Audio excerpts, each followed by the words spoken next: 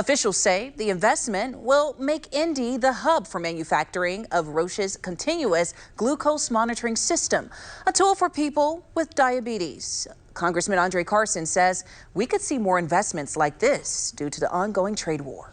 I think now is the time to make investments. I think tariffs have good points and bad points. I think the good points is that they protect emerging industries. They also allow for local communities to have greater investments to stimulate the economy.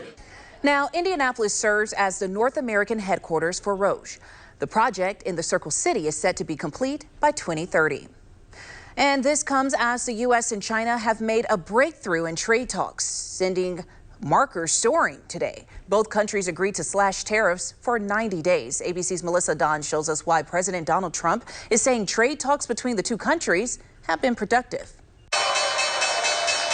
Big gains on Wall Street today following the latest tariff relief. The U.S. and China striking a deal to cut tariffs for 90 days as leaders work towards a long-term agreement. Investors got a much hoped for reprieve with some positive news in the trade front. The tariffs on Chinese goods coming into the U.S. will drop from 145% to 30% temporarily. And the tariffs on U.S. goods heading into China will drop from 125% to 10%.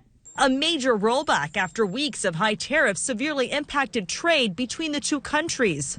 I think it's going to be fantastic for China. I think it's going to be fantastic for us. And I think it's going to be great for unification and peace. But President Trump says the deal does not include existing tariffs on cars, steel, aluminum, and pharmaceuticals. ABC's Rachel Scott asked the president what happens after the 90-day pause. If a longer-term deal is not reached with China at the end of these 90 days, can the American people expect those tariffs to go back up to 145%? No, but they would go up substantially higher. I think you will have a deal, however. Shipments of Chinese goods from electronics to clothing slowing to a crawl. Melissa Don, ABC News, Los Angeles.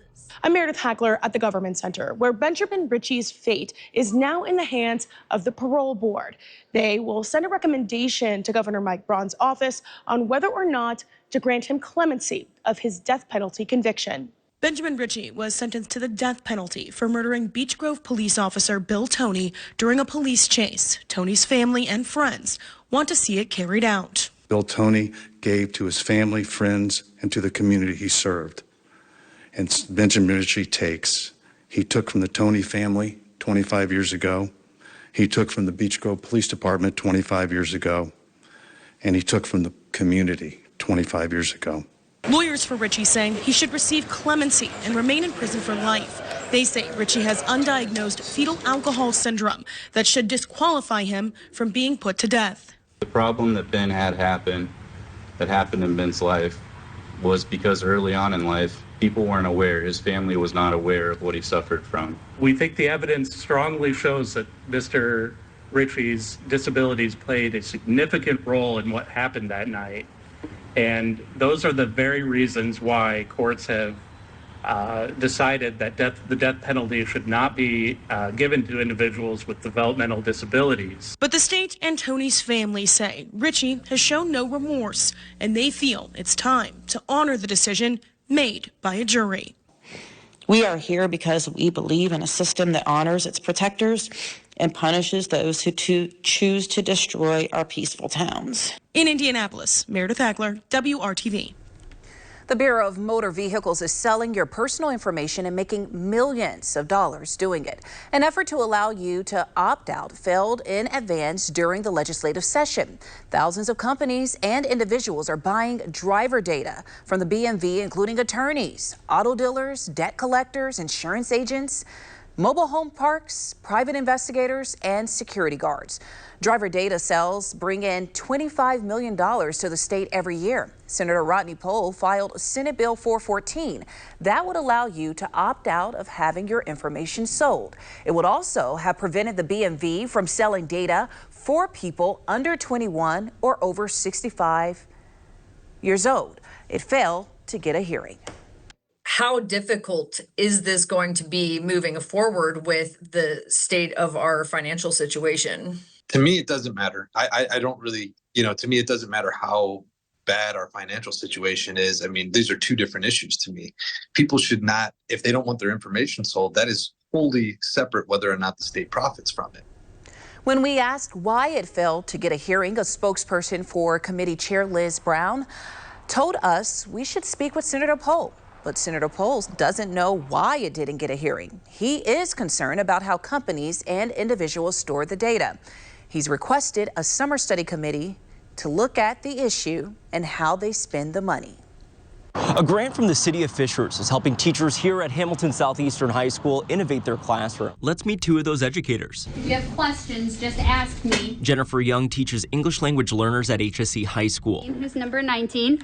Okay. She keeps her students on their toes. Hip, shoulder, up, basic step forward and back. And brings her 18 years as a music educator to the classroom.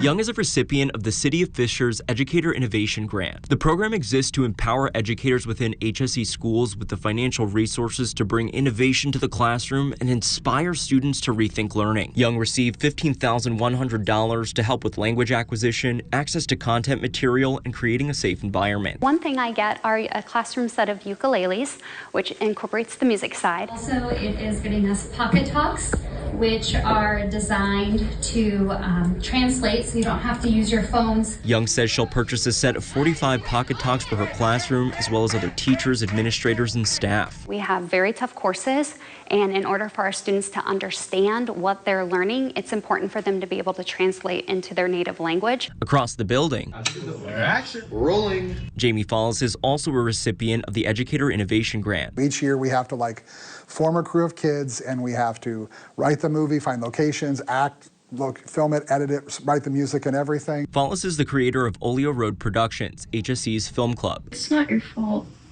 You know that, right? The production company creates completely original, student-made feature films. This is scene 13, shot B, take one. This year's film is a psychological thriller called 1117.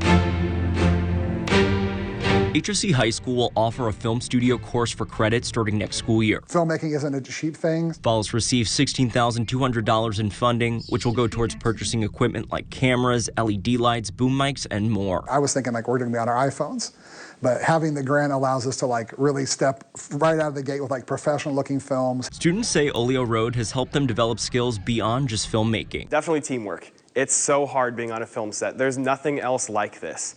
Because you're working with 25 other people in 25 different positions. It teaches you responsibility with being on time to shoots and being able to follow the rules and work with other people. In Fishers, Nico Panisi, WRTV.